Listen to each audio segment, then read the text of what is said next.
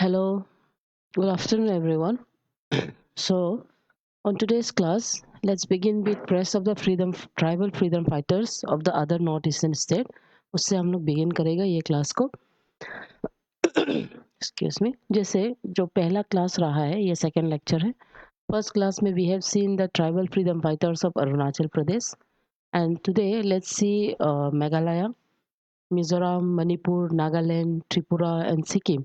इसमें से जितना हो सकता है और असम उसका फ्रीडम फाइटर्स लोग को हम लोग मतलब आज देख लेंगे. ठीक है. और ऐसे तो फ्रीडम फाइटर बहुत होंगे, बहुत है. फिर भी मेरा ये जो क्लास रहेगा इसमें ज़्यादातर जो एग्जाम पर्सपेक्टिव में जो पूछता है I am going to begin only from those perspectives. Okay. So जैसे now on today's class I am going to begin with the freedom fighters of Meghalaya. ठीक है. तो मेघालय में सबसे इम्पोर्टेंट फ्रीडम फाइटर जो आपका लास्ट टाइम का प्रीलिम्स क्वेश्चन में भी पूछा गया था, वो हम उई टेरोत सिंह से स्टार्ट कर रहा है. सो इसका पूरा नाम है उई टेरोत सिंह सीएम. सीएम का मतलब जब किसी चीफ होता है, जैसे हम लोग का यहाँ पे कबंग आबू बोलता है ना चीफ को. तो वैसे ही मेघालय में जब हम सीएम वर्ड यूज करता है तो वो चीफ को कहा जाता है. और ये जो अल्फाबेट है यहाँ पे जो यू देख रहा है उसे दोस्त पीपल मतलब मेघालय का जो पीपल है वो लोग उई बोल के प्रोनाउंस करता है. एंड उई का मतलब है बिग ब्रदर. ठीक है. उई का मतलब होता है बिग ब्रदर को जनरली हम लोग उई बोल के ये नाम बुलाया जाता है, मतलब ऐसे रेस्पेक्ट. ओके. सो उई टेरो सिंह से हम क्या याद करेंगे. ही was a chief of the Khasi Hills of the Nongklao. And ये जो नोंगक्लाओ रीजन में one of the most influential chief रहा है. तो इसको हम लोग हिस्ट्री ऑफ नॉर्थ ईस्ट जो है उसमें भी वी हैव सीन कि उइटेरो सिंह का कन्विंस के वजह से मैक्सिमम ऑफ द चीफ जो होता है वो आपका सिलेट रोड जो है, ऑल द रोड वो कनेक्ट करता है पूरा north eastern region specially Meghalaya से पास करके बांग्लादेश का रीजन तक उसको कनेक्ट करता है. और मणिपुर आपका जो असम का जो रीजन है उसको कनेक्ट करता है. ठीक है. सो टेरोत सिंह को आपका जो ब्रिटिशर्स लोग वो लोग कन्विंस करता है, जिसके वजह से वो आपका सीलियट रोड. ओके. सीलियट यहाँ पे है आपका जो सीलेट रोड, सीलेट या सीलियट रोड बोलता है, वो रोड का कनेक्शन को स्टार्ट करने बनाने में वो मदद करता है. तो वो जितना भी वहाँ में कंसर्न चीफ्स होता है उससे वो एफर्मेशन लेता है, यस लेता है. एंड उसके बाद ये रोड को ब्रिटिश को बनाने देता है. लेकिन जैसे जैसे ये ब्रिज रोड बनता है और जैसे जैसे ब्रिटिश आने लग जाता है, वहाँ पे ब्रिटिशर्स का जो सोल्जर्स होता है वो लोग मिसबिहेव करता है with the local people. And then आपका उई टेरो सिंह समझ जाता है कि ब्रिटिश का रियल इंटेंशन कभी भी खासी हिल्स जो है उसका डेवलपमेंट के लिए नहीं होता है, बल्कि उसका अपना रीजन होता है रोड बनाना का. तब जाके उई टेरो सिंह का जो रेवोल्यूशन है वो स्टार्ट होता है, जिसको हम खासी वार बोलता है. ठीक है. तो ये जो वार होता है एग्जैक्टली आपका 1829 में स्टार्ट होता है और ये 1833 तक चलता है. ऑलमोस्ट 4 इयर्स ये वार को उई टेरो सिंह लड़ता है. ओके. सो एंग्लो कासी वार जो एग्जैक्टली आपका 1829 में स्टार्ट होता है उसको आप याद रखिए. बेसिकली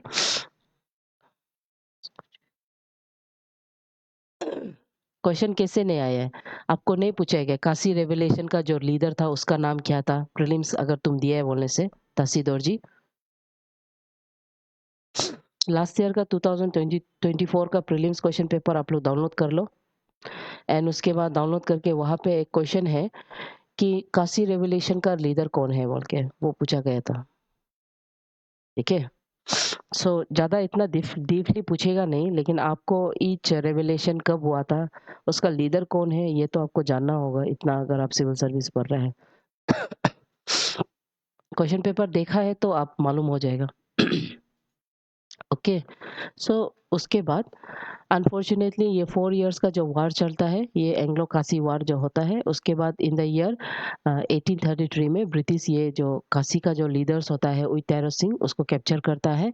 एंड उसके बाद उसको ढाका जेल में रख देता है, जिसके बाद वो ही कैप्टिविटी में वो मर जाता है. ठीक है. सो उई टेरो सिंह से जो हमको याद करना है एग्जाम के लिए वो ये कि मेघालय में ही is considered as their state hero and every year on 17 July इसको उई टेरो सिंह बोल के ये डे को सेलिब्रेट किया जाता है। पूरा जो मेघालय इसमें स्टेट हॉलीडे मनाया जाता है। ठीक है, उसके बाद दूसरा चीज गवर्नमेंट मेघालय का स्पेशली जो गवर्नमेंट है वो टेरो सिंह का जो कंट्रीब्यूशन है उसको रिकॉग्नाइज करते हुए इन द ईयर 1988 में उसका नाम से पोस्टेज स्टैम्प्स, ओके, आज ट्राइबल हीरो उसके नाम से पोस्टेज स्टैम्प जो है उसको रिलीज किया है। और तब समय में 1980s में आपका सिक्का लुक चलता था, तो 60 पैसे का जो सिक्का है उसमें भी इसका पिक्चर को स्ट्राइक किया गया है। ठीक है, इसका पिक्चर्स को वहां पे पुट किया है एज ए हीरो, मेघालय का हीरो के तौर पे। डन। उसके बाद नेक्स्ट आता है आपका जेंटिया का हीरो होगा, जेंटिया जेंटिया साइड से, यानी कि आपका जो जेंटिया हिल्स है उसका फ्रीडम फाइटर में से one of the most prominent और जिसको हम लोग एग्जाम में पढ़ता है वो आपका Kiang Nangbah. He is known as Kiang Nangbah, born in Jowai. Jowai अभी भी बहुत ही इंपॉर्टेंट एरिया है जेंटिया हिल्स में। और ही was also one of the bravest and courageous resistance जो ब्रिटिश के अगेंस्ट में फॉर्म किया है। एंड गवर्नमेंट इसको भी फ्रीडम फाइटर के रेंज में रिकॉग्नाइज करते हुए इन द ईयर 2001 में इसका नाम से पोस्टेज स्टैम्प, ठीक है, इसका नाम से भी पोस्टेज स्टैम्प जो होता है उसको रिलीज किया है। ओके, सो ये याद रखो, उई टेरो सिंह वो कासी फाइटर है, और अगर हम जैंतिया फाइटर बोलने से वो आपका क्यांग नंगबाई होता है। ओके, उसके अलावा because of his involvement in the freedom fighter against the British, उसको पब्लिकली जोय में इन द ईयर 1862 में हैंग कर देता है, one of the leaders tribal revolutions का। ठीक है, उसके बाद दूसरा आता है मेघालय का women representation. So Khapang Nonglait, she is often considered as the first woman freedom fighters from the Khasi Hills माना जाता है। एंड ये वो विमेन था जो उस समय में एंग्लो कासी वार इन द ईयर 1829 में उई टेरो सिंह को ये असेसमेंट प्रोवाइड करता है, जैसे कि ब्रिटिशर्स लोग का जो साइट होता है, कहाँ वो लोग वेस्ट कर रहा है ना, वो सब का जितना इंफॉर्मेशन है ये इनका थ्रू गया है। And she is often considered Meghalaya में पहला women freedom fighter, tribal freedom fighter from the Khasi hills. Okay, उसके बाद let's come to freedom fighters of Nagaland. Now freedom fighters of Nagaland में ये जो वर्ड, ये जो नेम है रानी गाइतिंगलू, ये दोनों नागालैंड और मणिपुर दोनों ही इसको अपना ही फ्रीडम फाइटर बोलता है। ठीक है, तो वो इसलिए कंट्रोवर्सी राइज होता है बिकॉज ये जो रानी गाइतिंगलू है इसका बोर्न आपका नांगख्वा, ठीक है, नांगख्वा जो अभी करेंटली तमलोंग डिस्ट्रिक्ट, ओके, जो करेंटली तमलोंग डिस्ट्रिक्ट मणिपुर में है वहाँ उसका पैदा हुआ है। लेकिन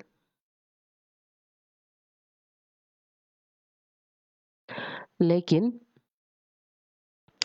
लेकिन ये जो आपका जो ये रानी गाइटिंगलू है, सी बिलोंग्स फ्रॉम रोंगमाई, ठीक है, रोंगमाई tribe.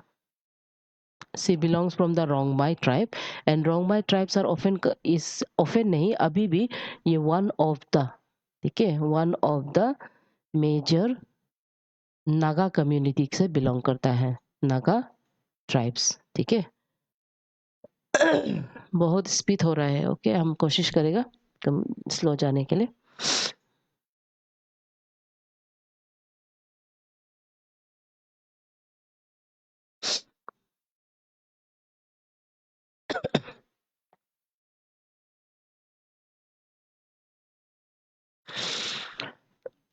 सो अबाउट रानी गाइटेंगलू, हम उसको यहाँ पे आपी का जो लेक्चर है इसको हम नागालैंड का जो फ्रीडम फाइटर का कैटेगरी में डाला है बिकॉज ये आपका Rongmei tribe of the Naga community उससे बिलोंग करता है। दो इसका पैदा पैदा नोंगखाओ जो तमिलनाडु तमिंगलोंग डिस्ट्रिक्ट जो मणिपुर में है वहाँ हुआ है। ओके, सो अर्ली फेज में ये एक नागा रानी गाइतुंगलू को ऑफन हम सिर्फ फ्रीडम फाइटर नहीं बल्कि एक स्पिरिचुअल एंड पॉलिटिकल लीडर के तौर पे हम देखता है।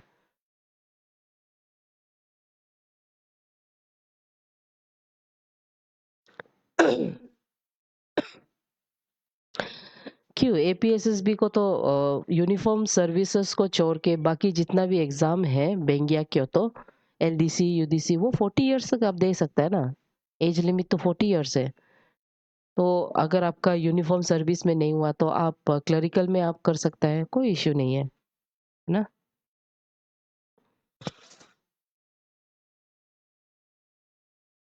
ठीक है, इसमें इसमें गिव अप करने का कोई बात नहीं है, कोई बात। एपीएसएसबी का, हाँ, पुलिस वाला सर्विस एग्जाम लोग का एज लिमिट होता है 32।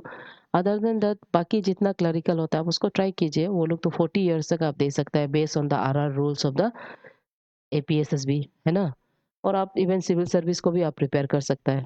ठीक है। सो रानी गाइतिंगलू जो एक Naga spiritual and political leader है ना। स्पिरिचुअल एंड पॉलिटिकल लीडर इसलिए हम बोलता है because she was involve in a movement जिसको हम हराका मूवमेंट बोलते हैं। ठीक है, ये हराका मूवमेंट एक tribal movement, tribal religious movement मान सकता है, क्योंकि उस समय में जैसे जैसे ब्रिटिश का एक्सपेंशन होता है तो उसमें मिशनरीज का एक्सपेंशन भी देखने को मिलता है। एंड वहाँ का ट्राइबल पीपल लोग बहुत जल्दी क्रिश्चियनिटी में कन्वर्ट होता है, जिसके वजह से वो हराका मूवमेंट को उसका जो कजिन है उसका नाम है जोदोनंग, वो स्टार्ट करता है। ठीक है, तो इसीलिए वो उसको एसेस करता है क्योंकि उसको लगता है कि ये नागा रिलीजन गायब हो सकता है एंड ब्रिटिश कॉलोनाइजेशन के वजह से आपका जो क्रिश्चियनिटी स्प्रेड हो जाएगा।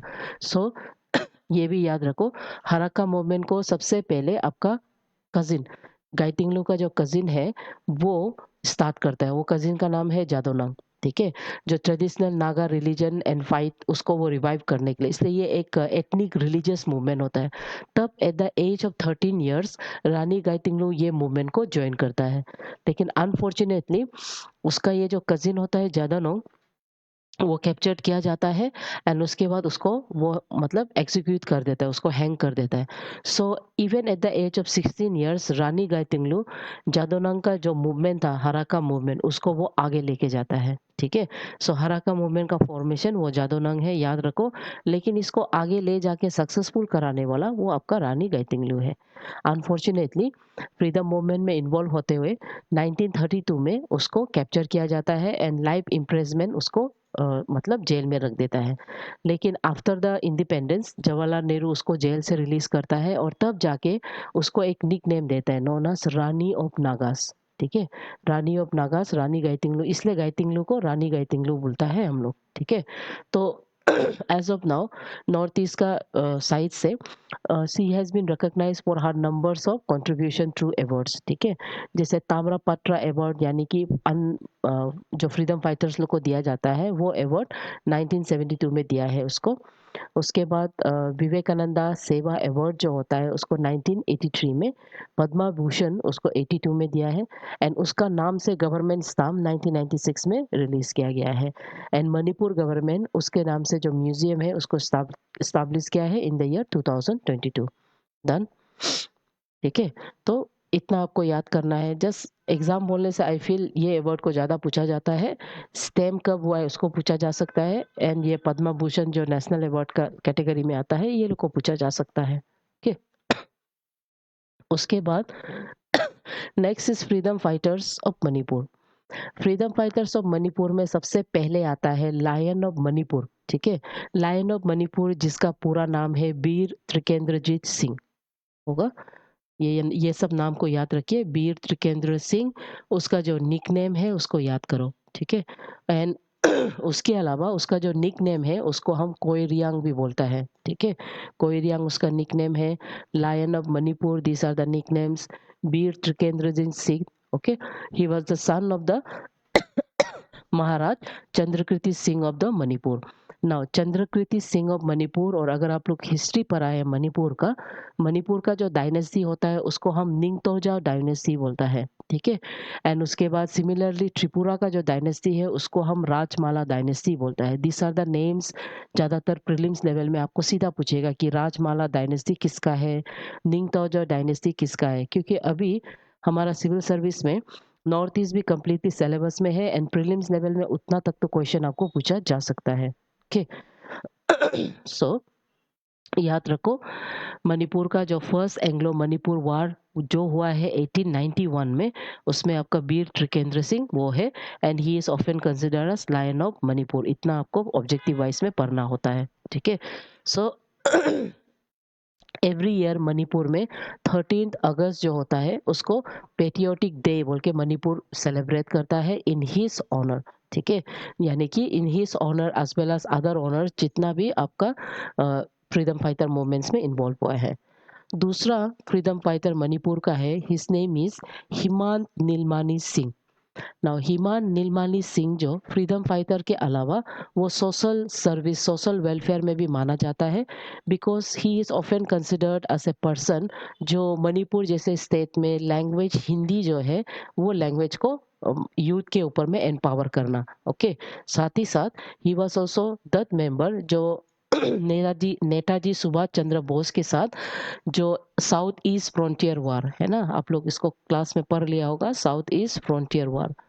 सो साउथ ईस्ट फ्रंटियर वार एक ऐसा वार है जहाँ पे ऑल द वे मणिपुर से नागालैंड तक आपका चाइनीज का एक्सपेंशन देखने को मिलता है वर्ल्ड वॉर 2 के समय में। उसके बाद इसमें त्रिपुरालुका एरियाज में जो यूथ जो रिप्रेजेंट करता है फ्रीडम फाइटर के लिए वो आपका हिमान नीलमानी सिंह था। So he was also one of the member of Netaji Subhash Chandra Bose national army जो साउथ ईस्ट फ्रंटियर वार में इन्वॉल्व हुआ है एंड साथ ही साथ वहाँ का लैंग्वेज को हिंदी लैंग्वेज से कम्युनिकेट किया है। सो गवर्नमेंट उसका कंट्रीब्यूशन को रिकॉग्नाइज करते हुए उसको भी ईयर 1972 में ताम्रपत्र अवार्ड दिया गया है। ओके, उसके अलावा other awards like Ganga Sharan Singh पुरस्कार अवार्ड इन 1995 उसमें भी उसको ये अवार्ड जो ऑब्टेन हुआ है। Okay, done. उसके बाद let's come to freedom fighters of Mizoram. होगा मिजोरम का फ्रीडम फाइटर्स, उस पे हम आ जाएंगे। तो आपको एग्जाम में ज़्यादा कुछ नहीं करना है, ईच फ्रीडम फाइटर्स को उसका निक नेम अगर है और उससे अगर स्टेट में कोई डेट इंपॉर्टेंट डेट को सेलिब्रेट कर रहे हैं उसको याद कीजिए और हर एक को अपना अपना जो स्टेट है उससे कनेक्ट कर लीजिए। ठीक है, क्योंकि अरुणाचल का नहीं नहीं बोलने से हम लोग तो जानता है अरुणाचल का फ्रीडम फाइटर को, लेकिन बाकी के लिए। उसके बाद दूसरा आता है क्वेंग चेरा। ओके, क्वेंग चेरा को earliest freedom tribal freedom fighters of Mizoram माना जाता है।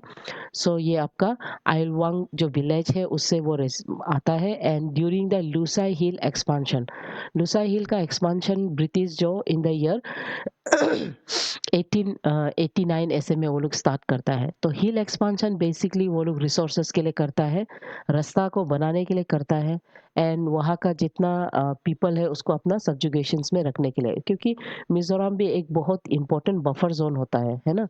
सो इसीलिए इसका हिल एक्सपांशन स्टार्ट होता है। तो उसमें सबसे स्ट्रॉन्गेस्ट ट्राइबल रेजिलियंस ये आपका क्वेंग चेरा से आता है।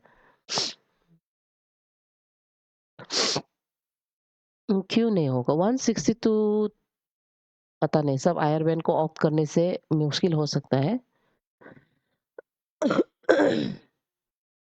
उसके बाद okay, so first Anglo Mizo war जो आपका 1890 में हुआ है उसको क्वांग चेरा जो ये वार को अगेंस्ट द ब्रिटिश लीड किया है। दो वो ट्रेडिशनल मेथड से ट्रेडिशनल वेपन से ब्रिटिश को लड़ा है, फिर भी one of the strongest rebellion वो ब्रिटिश को दिया है रेजिस्टेंस। ठीक है, उसके बाद दूसरा फ्रीडम फाइटर्स जो मिजोरम से है वो आपका रेप्यूलिनी कहा जाता है। सो मिजोरम का पहला iconic and the first women, ठीक है, first ever women Mizo women as a freedom fighter माना जाता है। सो उसका नाम है रोप्यूलिंगा। तो ये उस समय में वहाँ का जो चीफ है पुआंगी उसका वाइफ था, पुआंगी यानी कि चंपाई जो रीजन है वहाँ में। एंड ब्रिटिश को सबसे स्ट्रॉन्गेस्ट रेजिलियन वो देता है। ब्रिटिश आफ्टर हिज उसका हस्बैंड का मरने के बाद जितना भी लैंड राइट्स होता है फॉरेस्ट राइट होता है ये सब पॉलिसी टैक्सेशन जब ब्रिटिश डालता है तो उसमें ब्रिटिश का अथॉरिटी को वो नहीं मानते हुए सबसे स्ट्रॉन्गेस्ट ब्रिटिश को रजिस्ट्रेशन मतलब रेसिस्ट करता है। ठीक है, so unfortunately in the year 1893 में उसको अरेस्ट किया जाता है। Okay, thank you. 1893 में उसको अरेस्ट किया जाता है एंड इवेंचुअली कस्टडी में उसका डेथ हो जाता है। Okay, next is freedom fighters of Assam. So freedom fighters of Assam में सबसे पहले आता है आपका कनकलता बोरुआ। कनकलता बोरुआ इतना इम्पोर्टेंट इसलिए है बिकॉज ये आपका क्विट इंडिया मूवमेंट में असे मृत्यु वाहिनी। मृत्यु वाहिनी का मतलब होता है ऐसा ग्रुप जो सेल्फ सैक्रिफाइस करेगा, ठीक है? सेल्फ सैक्रिफाइस ग्रुप इंडिपेंडेंस के लिए सेल्फ सैक्रिफाइस ग्रुप करेगा और ये लोग सबसे पहले फ्रंट में रहने वाला होता है। तो इसलिए कनकलता बरुआ को बीरबाला भी कहा जाता है, उसका निकनेम। एंड मृत्यु वाहिनी का ग्रुप था ये, ठीक है? मृत्यु वाहिनी आप याद कर लो। मृत्यु वाहिनी ग्रुप ऑफ असम में रहता है। मृत्यु मीन्स डेथ स्क्वाड, इंग्लिश में हम इसको क्या बोल सकते हैं? Death squad. मतलब वो लोग आगे फ्रंट लाइन में रह के लीड करेगा। सो क्विट इंडिया मूवमेंट में सबसे एक्टिवली पार्टिसिपेट करता है। And at the age of 17 years जब क्विट इंडिया मूवमेंट बुलाया जाता है तो ये मृत्यु वाहिनी बन के सबसे आगे लीड करके गोपुर पुलिस स्टेशन जो ताना है उसमें तिरंगा को लहराने के लिए कोशिश करता है। Unfortunately she was shot death and till today she is considered as a martyr and the symbol of courage. Okay, ये याद रख लो, ये जरूरी होता है। डन। उसके बाद freedom fighters of the Assam में अगर हम गोपीनाथ, पीडीएफ मिलना चाहिए, आप इंस्टीट्यूट को पूछ लीजिएगा। Okay, done. गोपीनाथ बोरदोलोई, इसके बिना असम का फ्रीडम फाइटर का लिस्ट में इसका नाम से हो ही नहीं सकता, इसके बिना नहीं हो सकता है ना। सो गोपीनाथ बोरदोलोई जिसको हम लोकप्रिय गोपीनाथ बोरदोलोई बोलते हैं, Lokpriya means one of the most beloved, ठीक है? सो ये आपका राहा नौगांव असम में बोर्न हुआ है। उसके बाद लॉ प्रैक्टिस करते हुए इंडियन फ्रीडम मूवमेंट्स में बहुत एक्टिवली पार्टिसिपेट किया है। He is also the first chief minister of Assam. And ये गोपीनाथ बोरदोलोई का कमिटी है जो हमारा अरुणाचल प्रदेश का नॉर्थन असम का जो बॉर्डर डेमोक्रेशन हो, ट्राइबल लोग का राइट्स हो, वो सब के लिए ही वॉज द पर्सन जो कमिटी बन के हमारे लिए आया है। अब पढ़ते रहो। आप 2 ईयर से पढ़ के हालत खराब हो गया। हम लोग को सोचो, हम लोग कितना साल हो गया, 12 साल हो गया, 12-13 साल हो गया, है ना? Okay, so Gopinath Bordoloi Indian National Congress and civil disobedient as well as quit India movement में भी इन्वॉल्व हुआ है। और ये बहुत इंपॉर्टेंट रोल प्ले करता है क्योंकि ये असम को ईस्ट पाकिस्तान में ज्वाइन करने से वो सेपरेट, मतलब क्रूशियल रोल प्ले किया है कि ईस्ट पाकिस्तान से असम को कभी पार्टीशन समय में ईस्ट पाकिस्तान जाने नहीं दिया, ठीक है? साथ ही साथ असम को बंगाल के साथ ग्रुपिंग भी करने नहीं दिया। वो कम्प्लीटली असम, नॉर्थन असम का जो पार्ट है जिसमें आपका नागालैंड आ जाता है, ठीक है? ये सब पार्ट लोग को वो अलग से असम के अंदर में रहने दिया है, जो आगे जाके अलग अलग ईयर में वो लोग सेपरेट हो गया, दैट इज अदर थिंग। लेकिन he was the main person जो इम्पोर्टेंट रोल प्ले करके असम को ना ईस्ट पाकिस्तान का पार्ट बनने दिया है, ना बंगाल का पार्ट बनने दिया है। साथ ही साथ वो जितना कम्युनल हार्मनी है during the partition, every place में पार्टीशन में आपको देखा होगा, लेकिन वो हमेशा कम्युनल का क्राइसिस नॉर्थ ईस्ट में स्पेशली असम का रीजन में होने नहीं दिया है। उसके बाद बोरदोलोई कमिटी एक इम्पोर्टेंट कमिटी 1948 में आता है। ये उसका कम्युनिटी कम्युनिटी का वो हेड बनता है कमिटी का, और वो ट्राइबल राइट्स और एथनिक कमिटीज के लिए वो फाइट करता है, ठीक है? उसके बाद गवर्नमेंट उसका एफर्ट को रिकॉग्नाइज करते हुए उसको ईयर 1999 में भारत रत्न दिया है। नाउ गोपीनाथ बोरदोलोई को भारत रत्न कब दिया है, ये भी नॉर्थ ईस्ट का जो सिलेबस होता है उसके अंदर में इम्पोर्टेंट पार्ट माना जाता है, क्योंकि भारत रत्न हमारा सबसे हाईएस्ट सिविलियन अवार्ड है, ठीक है?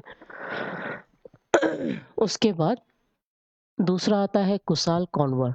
ओके, कुशाल कॉन्वर, उसको शहीद कुशाल कॉन्वर बोलता है। And he was so much influence by Mahatma Gandhi ideology, और वो इंडियन नेशनल कांग्रेस को ज्वाइन करके part of the non corporation and quit India movement in 1942 में वो बनता है।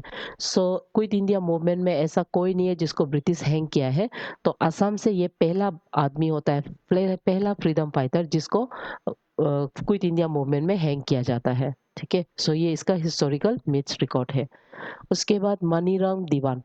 मनीराम दीवान जो होता है ये ब्रिटिश का जो टेन्योर है उसमें इनिशियल में तहसीलदार के काम करता है, और ऐसे दीवान करके भी वो काम करता है ब्रिटिश गवर्नमेंट के अंदर में, ठीक है? उससे पहले उसका जो फैमिली है वो कम्प्लीटली एरिस्टोक्रेटिक अहोम फैमिली से वो बिलोंग करता है, और इसलिए अहोम के समय में ब्रिटिश गवर्नमेंट के साथ अच्छा लिंक होता है। फिर भी मनीराम दीवान इंडिपेंडेंस में स्पेशली आपका 1857 का जो सिपोई मिलिटिन हुआ था, उसमें ये रेवोल्यूशन असम का जो साइट है उसमें ये उसका लीडर बनता है। तो याद रखिए रिवोल्ट ऑफ 1857 ज़्यादातर ये रिवोल्ट को हम सेंट्रल का पर्सपेक्टिव से पढ़ता है ना? कि सेंट्रल में ये रिवोल्यूशन हुआ है। As the first some of them called it as the first independence also, first war of independence. लेकिन north eastern region specially Assam में इट वाज मनीराम दीवान जो रिवोल्ट ऑफ 1857 को सिपोई मिलिटिन को असम में वो लीड करता है। So as a result later on उसको अरेस्ट किया जाता है ना? अरेस्ट करके 26 फरवरी 1858 में उसको जोरहाट में फांसी लगा दिया जाता है। ठीक है, हैंग किया जाता है इधर। होगा। सो he was also he is still considered as one of the bravest fighter। ठीक है ना? उसके बाद हम जाएंगे त्रिपुरा में।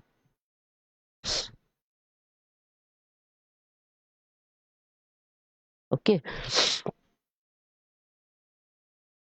उसके बाद जाते हैं हम लोग त्रिपुरा में। त्रिपुरा में सबसे पहले one of the known freedom fighter is your Shanti Bhushan Nag. Okay, Shanti Bhushan Nag जो है ये उस समय में सूर्य सेन आप लोग मॉडर्न हिस्ट्री में ज्यादातर फ्रीडम फाइटर्स का मूवमेंट में आप लोग ये जो वॉरियर है एक्सट्रीमिस्ट ग्रुप है उसको तो आप लोग पढ़ा होगा सूर्य सेन। ठीक है, who was very sorry who was actively involved in Chittagong armoury raid में बहुत एक्टिवली इन्वॉल्व था, है ना? तो सूर्य सेन का जो एक्सट्रीमिस्ट अप्रोच है उससे आपका शांति भूषण नाग बहुत इन्फ्लुएंस होता है। एंड एक टीनेजर होके भी यही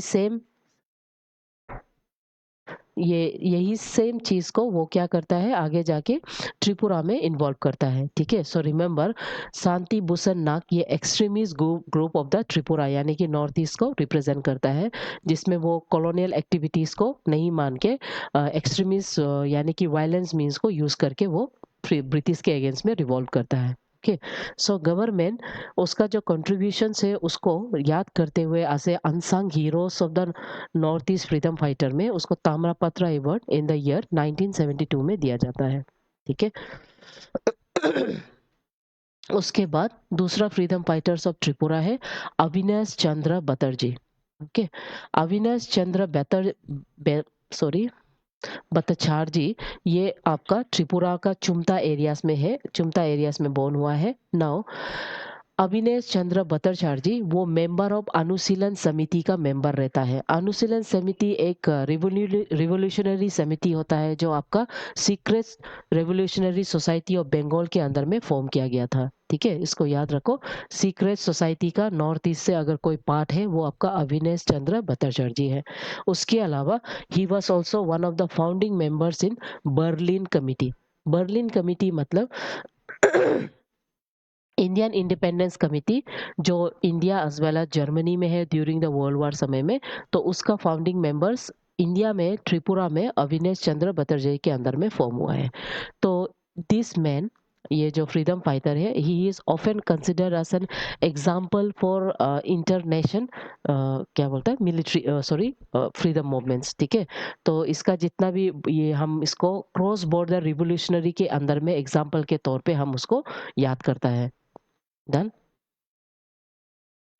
मेरा टाइमिंग ऐसे तो 1 बजे होता है, फिर डिपेंड करता है कि क्या क्या होगा। जैसे अभी फ्रीडम फाइटर्स को डिस्कस किया है, कल से फिर जनरल साइंस प्रीलिम्स का फिर डिस्कशन होता है। जनरली साइंस का डिस्कशन होता है प्रीलिम्स का, तो वो प्रीलिम्स का डिस्कशन हफ्ता भर गया है। उसके बाद गैप में आपका ये जो फ्रीडम फाइटर्स लोग का टॉपिक लिया है, उसके बाद फिर दोबारा गैप होने से फ्रीडम मूवमेंट्स को देखेंगे नॉर्थ ईस्ट का सिर्फ। ओके, सो ये याद रखो, इसका एग्जाम्पलरी क्रॉस बॉर्डर रिवोल्यूशनरी का एग्जाम्पल ये फॉर्म करता है क्योंकि वो बर्लिन का जो ऑर्गेनाइजेशन है उसको Germany as well as Bengal का जो एरिया है जो त्रिपुरा से कनेक्टेड था उसमें वो स्टार्ट किया था। उसके बाद आता है freedom fighters of Sikkim. Now freedom fighters of Sikkim में हम दो आदमी को ज्यादातर हम लोग पढ़ता है। पहला जो आदमी है his name is Trilokchand Pokhrel. Trilokchand Pokhrel इसलिए इम्पोर्टेंट है क्योंकि उसको ज्यादातर एग्जाम में गांधी पोखरेल ये निकनेम से पूछा जाता है। ठीक है, तो सिंस हमारा सिलेबस में है, तो इट्स नेसेसरी कि हम इसको कल शायद साइंस होना चाहिए, साइंस का प्रीलिम्स का एमसीक्यू डिस्कस होगा। यस, ठीक है। उसके बाद इसको हम गांधी पोखरेल बोलता है। गांधी पोखरेल यानी कि बापू पोखरेल भी बोलता है। वाई बोलने से, बिकॉज इसका जितना फिलोसॉफी है, इसका जितना आउटवर्ड है, ये कंप्लीटली महात्मा गांधी को फॉलो करता है। दिस इज हिज पिक्चर, आप लोग देख सकता है, ठीक है।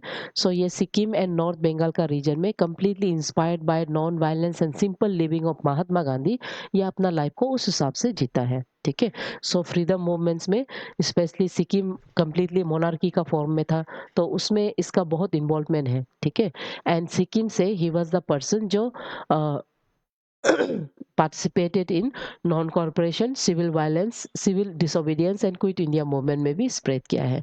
एंड गांधीयन स्वदेशी जो इथोस होता है, जो प्रिंसिपल्स होता है, उसको सिक्किम में सबसे ज्यादा इन्वॉल्व करने वाला इनका नाम है, ठीक है। उसके बाद as of now the last, सबसे लास्ट जो फ्रीडम फाइटर्स है आज, वो सिक्किम का हेलेन लाप्चा, उसके बारे में हम देखेंगे, ठीक है।